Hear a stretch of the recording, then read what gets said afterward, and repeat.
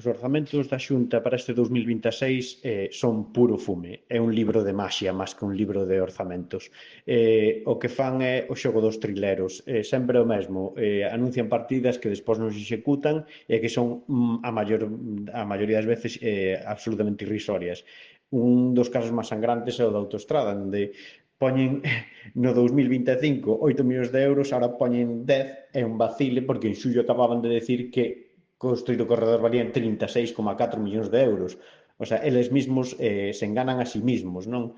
E despois que son uns orzamentos en donde discriminan absolutamente a nosa comarca, en donde non hai partidas para ter un transporte digno, nin políticas de vivenda, nin ningún outro tipo de inversións en servicios sociais e sanitarios, non?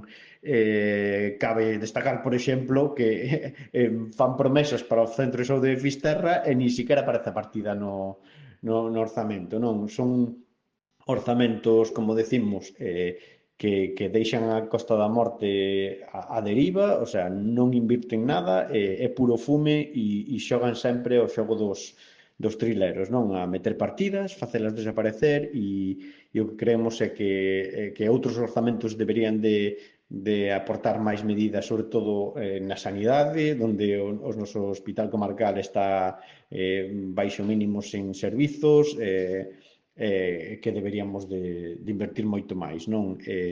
O mesmo para os servicios sociais e que están afogando os concellos e non se invirte prácticamente nada na Costa da Morte e é un problema, é un problema.